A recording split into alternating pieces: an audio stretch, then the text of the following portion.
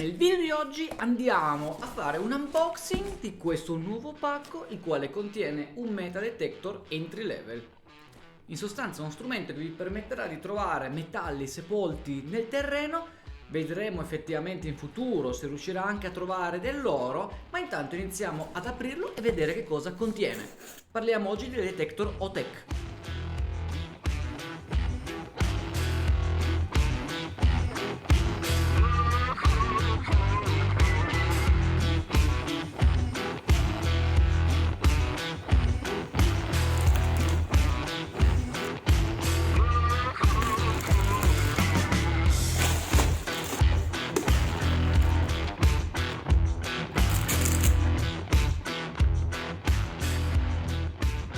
E buongiorno cercatori d'oro, benvenuti nel mio canale se siete nuovi e bentornati invece se siete miei amici da tempo. Grazie per essere tornati a vedere anche questo mio video.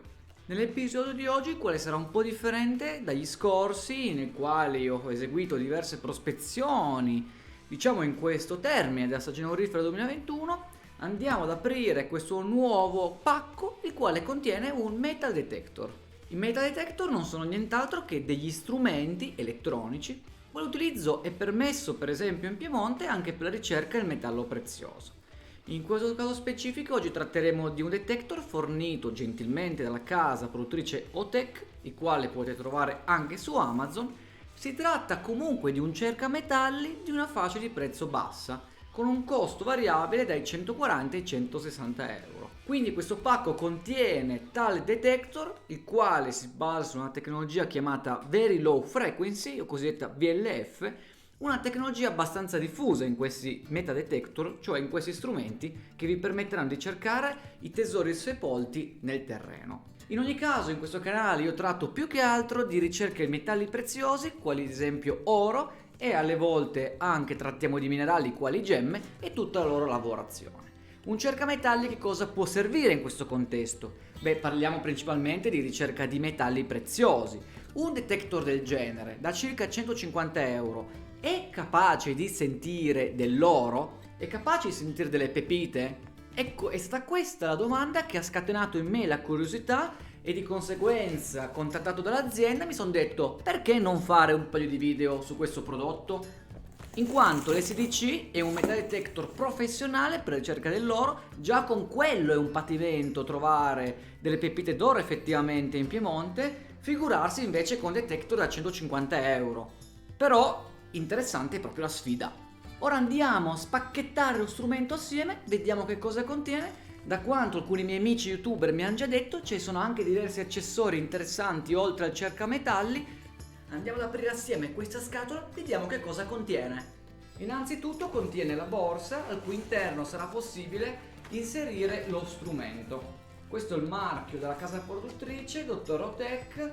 Di per sé già queste ondine vi permettono di comprendere di cosa si tratta, cioè di un cercametalli. Una borsa alquanto comoda, quale vi permetterà di portare il vostro cercametalli in giro. Io non vi nascondo che probabilmente la userò per metterci altri strumenti, ad esempio la Crevicing nella stagione aurifera 2022, la quale non vedo l'ora effettivamente di iniziare a cercare di nuovo oro e gemme lungo i fiumi e di portarvi con me. Fatemi sapere qua sotto se ci fosse qualche località in particolare o qualche argomento vi interessasse, perché in tal qual caso posso poi programmare l'uscita il prossimo anno. Tornando comunque alla nostra borsa, una borsa con zip molto spaziosa. Al momento attuale questa è vuota logicamente perché è stata ragionata di inserire all'interno tutti gli strumenti della scatola. Tornando a noi invece, cosa c'è ancora dentro in questo pacco? La piastra, la quale è proprio plastica, non è niente di più niente di meno, però alla fine può anche essere vista come una nota positiva il fatto che è leggero. Il filo logicamente della piastra che non è né grande né piccola, dimensione media secondo me dal punto di vista dell'entry level, che siano oro, monete o altri oggetti persi e smarriti, ecco secondo me una dimensione abbastanza degna, una piastra comunque circolare. Una copertura per il detector, soprattutto per quella porzione dove ci sono i tasti, il pad. Questa gli servirà tantissimo nel momento in cui sarà sostanzialmente un clima umido, per esempio quando piove, perché così non umidite lo strumento. Ricordate che il cercametalli è uno strumento elettronico, va in questo contesto a batterie, quindi patisce molto l'umidità. Le istruzioni, andiamo a vedere velocemente cosa c'è qua dentro. A parte un paio di fogli, una batteria, qui abbiamo la guida rapida di come si va a montare, di tutte le varie specifiche tecniche, e questo ci servirà poi dopo per capire effettivamente come funziona. Istruzioni che sono in francese, inglese, tedesco, spagnolo e italiano. Ci sono anche istruzioni in italiano, non è così detto, ragazzi. La batteria, eccolo qua. Eccolo qua, questo ragazzi è uno strumento molto interessante, che penso useremo anche, tra parentesi, in altri tipi di ricerche, per esempio nella lavorazione in fessure, per forzare le fessure il prossimo anno, perché si tratta di sembra un coltellaccio, ma non è un coltello, è semplicemente uno strumento di scavo, il quale vi permette anche di tagliare le radici con cui venite a contatto, che vi ostacolano la vostra ricerca, anche se da questo punto di vista ecosostenibile e ecoambientale io cerco sempre di non variare più di tanto il corso d'acqua e comunque di lasciar perdere le forme di vita e lasciarle comunque dove sono senza danni. In ogni caso questo strumento di un materiale mi sembra sinceramente molto resistente, potrebbe essere molto interessante usare come palanchino per le fessure. In ogni caso questo dal punto di vista del cercametalli viene utilizzato nello scavo. Quando sentite un segnale quindi lungo il terreno, con questo andate a punzecchiare proprio in quella porzione, far leva e viene sulla zolla di terra, e all'interno con la piastra piuttosto che con il pinpointer, vi lascio qua sopra un video in dettaglio in cui vi spiegano questi concetti, sinceramente vi aiuta a trovare i target più facilmente e più velocemente. Questo deve essere uno strumento resistente. Di un kit da 150 euro sinceramente non me l'aspettavo uno strumento così resistente, pensavo che lesinassero un po' di più su questo tipo di accessori. Oltretutto ha anche il manico in gomma, molto bello questo strumento. Ha questo paramento in quanto questa porzione è leggermente tagliente.